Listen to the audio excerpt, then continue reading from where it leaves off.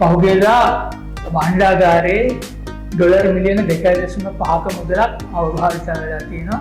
මේ මුදල් අවභාවිත වෙලා තියෙනවා කියන්නේ මහා භාණ්ඩාගාරය විසින් ප්‍රකාශ කරන පරිදි විදේශ රටකට ඕස්ට්‍රේලියාවට ගෙවන්න තිබිච්ච ණය වාරිකයක් මේ ගෙවන්න ගිහිල්ලා වැරදි ඊමේල් එකකින් තවත් පුද්ගලයෙක් සම්බන්ධ වෙලා ඒ පුද්ගලයාගේ account එකකට මේ මුදල් බැර කරලා තියෙන බව තමයි අපිට ආරංචි වෙන්නේ.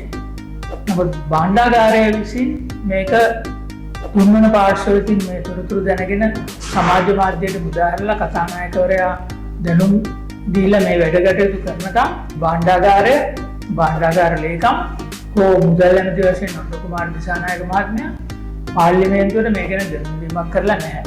රටේ මුදල් පාලනය තියෙන පාර්ලිමේන්තුවේ ව්‍යවස්ථාවේ මට මතක විදිහට 148 වෙනි ඡේදය.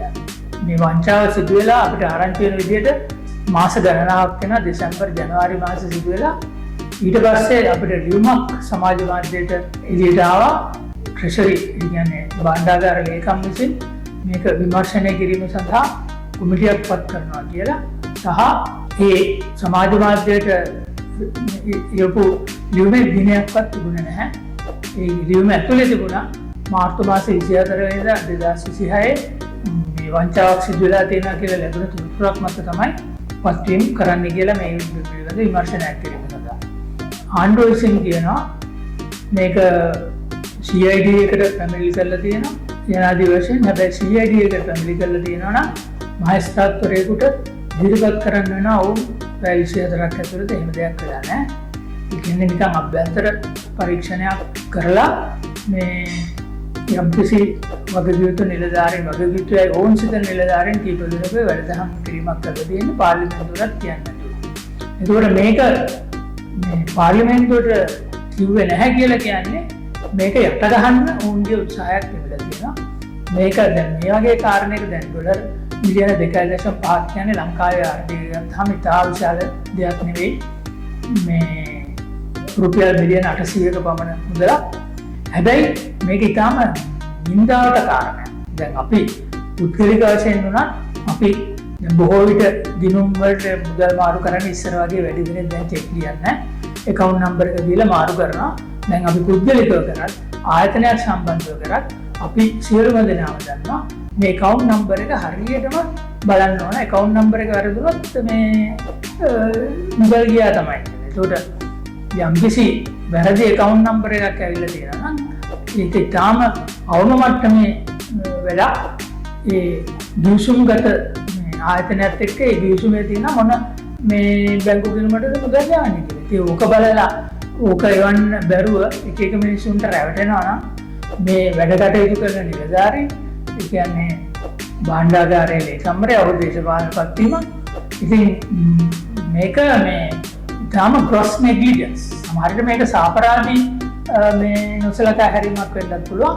මොකද අපිට ආරංචි වෙන විදිහට මහ බැංකුවෙන් කියලා තියෙනවා මේ ගැන සිවිල්ලෙන් මේ වෙරිෆයි කරලා මේක තොරතුරු දැනගෙන ගෙවන්න. ඒතකොට මේ මුදලේ විශාලත්වය නෙමෙයි මේ මුදල ට්‍රෙෂරි එකේ කියන්නේ රටේ භාණ්ඩාගාරයේ මම දැන් මේ වගේ වැඩක් එක්ක පළවෙනි වතාව තමයි. ඊට කලින් මේ වගේ දේවල් වෙලා නැහැ. ඉතින් බොහොම සිල්ලර විදිහේ වැඩක්. මේ වගේ දෙයක්වත් කරගන්න බැරි නම් සහ ඒ වෙච්ච වැඩේ හංගන්න උත්සාහ කරනවා නම් ඒක ඉතාම නින්දිතයි අපිට බව තමයි අපිට කියන්න සිද්ධ වෙලා තියෙන්නේ. අපි ආයතනයක වුණත් යම්කිසි අපි හිතමුකෝ වැරදීමක් වුණා කියලා.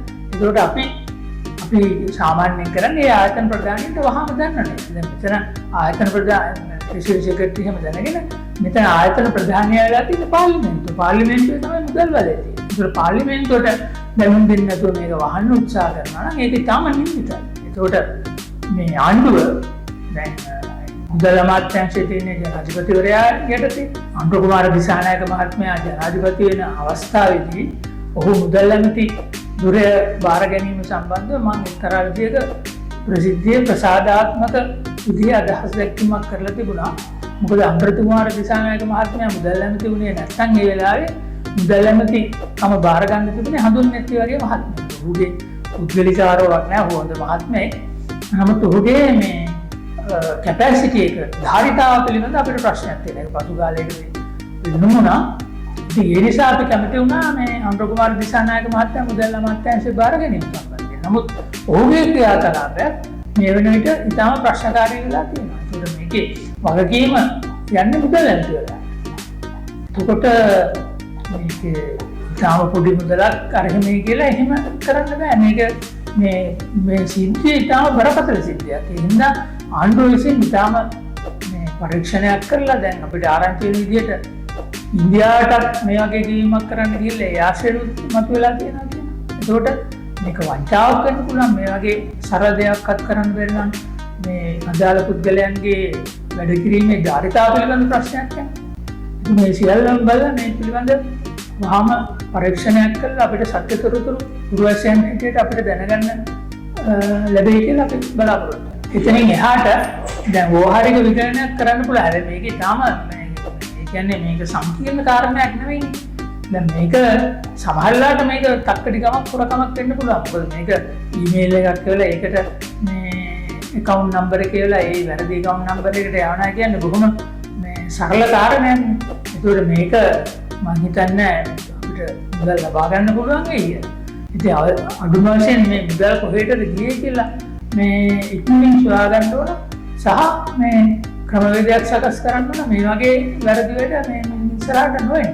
ඉතින් පාර්ලිමේන්තුව මේකට වහාම මැදිහත් වෙන්න ඕන. පාර්ලිමේන්තුවත් දැනුවත් කරලා ඒතකොට නලින්ද ජයසිංහ මහත්මයා මේ පිළිබඳව දැනගන්න අර මෛත්‍රී ගුණරත්න මහත්මයා වුණා වගේ වෙන කිසි තොරතුරක් නැහැ කියලා කියනවා.